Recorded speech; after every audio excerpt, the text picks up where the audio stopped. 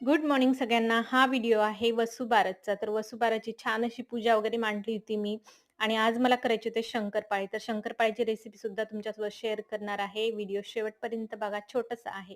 तर चला रेसिपीलाही सुरुवात करू. त्या अगोदर तुम्हाला दाखवते मी पूजा कशी केली होती. तर सुंदर अशी छोटीशी पूजा मांडली होती. जर आपल्याकडे शहरामध्ये गाई वगैरे येत नाही, गाय-वासरू मिळत नाही, तर अशा प्रकारे आपण घरच्या घरी पूजा मांडू शकतो. त्यानंतर लगेच मी शंकरपाळी करायला घेतलेले आहेत. परफेक्ट प्रमाण आहे. नक्की तुम्ही अशा प्रकारे करून बघा. तर मोठ्या वाटीनं मी 1.5 वाटी साखर घेतलेली. त्याच वाटीनं दूध घेतलेलं आहे 1 वाटी. छान याला गॅसवरती मेल्ट करून घेतलं. फक्त मिक्स करून घेतलेलं आहे पातळ होईपर्यंत. त्याच वाटीनं 1 मोठी वाटी भरून तूप टाकलेलं आहे. तूप जरी आपल्याला जास्त वाटत असेल, पण परफेक्ट प्रमाण आहे हे. तुम्ही कुठेही कमी जास्त करायचं गरज नाही किंवा वरून काही आपल्याला टाकायची गरज नाही पडत. तर मी म्हणजे 1 किलोच्या प्रमाणामध्ये बनवत आहेत. मैदा सगळ्यात अगोदर चाळून घेतलेला आहे मस्त. त्याच्यामध्ये काही निघेल का बघायचं. त्यानंतर त्याच्यामध्ये चवीपुरतं म्हणजे अर्धा चमचा मीठ टाकलेलं आहे, जिरं टाकलेलं आहे 1 चमचा आणि ओवा टाकायचा मस्त हातावरती चोळून अर्धा चमचा. छान याला मिक्स करून घ्यायचं.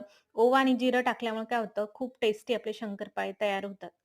आणि मीठ टाकायचं अर्धा चमचा त्याच्यामुळे काय एकदम मस्त चव सुद्धा येते. त्याच्यानंतर छान याला मिक्स करून घेतलं. जे मिश्रण आपण साखर, दूध आणि तुपाचं बनवलं होतं त्याला छान मिक्स करून घ्यायचं आणि थोडं-थोडं करून याच्यामध्ये टाकायचं. घट्टसर गोळा बनवून घ्यायचा आहे. आपल्याला याच्यामध्ये काही टाकायची गरज नाही पडत. हे परफेक्ट प्रमाण आहे. एका मोठ्या वाटीनं आपल्याला हे मेजरमेंट करून घ्यायचं. जर साखर सुद्धा खूप म्हणजे परफेक्ट झालेली आहे. कमी किंवा जास्त वाटत नाही. परफेक्ट गोड झालेला आहे. नक्की तुम्ही अशाच प्रकारे करून बघा. आणि एकदम बिस्किटासारखे आपले शंकरपाळे तयार होतात. तर सॉफ्ट असा गोळा तयार झालेला आहे बघा. खूप जास्त कडकही झालेला नाही. हाताने इझिली दाबला जात आहे. तुम्ही बघू शकता. छान याला गोळा असा 5-10 मिनिटं मी अशा प्रकारे झाकून ठेवून दिला. त्याच्यानंतर छोटे-छोटे गोळे करून घेतले म्हणजे पोळीच्या आकाराचे आपल्याला गोळे करून घ्यायचे. किंवा मग पोळीचा आपण जो कणिक घेतो, तर त्याच्यापेक्षा डबल, ट्रिपल घ्यायचा आणि अशा प्रकारे तयार करून घ्यायचा. आपल्याला जशी जाड पाहिजे तशी आपण करून घेऊ शकतो. तर मी 1-2 अशा पातळ केलेल्या आहे आणि थोडेफार जाड करून घेतलेले. जाड केलं तर काय होतं एकदम मस्त खुसखुशीत येतात आणि पातळ केले तर थोडेसे कडक येतात. तर कडक म्हणजे तुम्ही बघू शकता मी तुम्हाला समोर दाखवतेच किती क्रिस्पी झालेले आहेत. तर अशा प्रकारे चौकोनी किंवा डायमंड आकारामध्ये आपण कापू शकतो. तेल एकीकडे मी गरम करायला ठेवलं होतं आणि 2-3 टाकून बघितलेत. मस्त परफेक्ट आपलं तेल तयार झालेलं आहे गरम.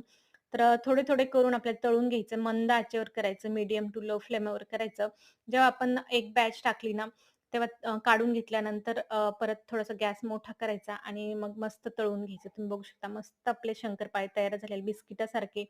हाताने तोडून दाखवते ते इझिली मस्त तुटत आहे. नक्की अशा प्रकारे ट्राय करून बघा. कुठेही तेलकट वगैरे झालेलं नाही. आजचा व्हिडिओ तुम्हाला कसा वाटला? आवडला असेल तर लाईक, शेअर, सबस्क्राईब करायला विसरू नका. भेटूया अशाच एका नवीन व्हिडिओमध्ये.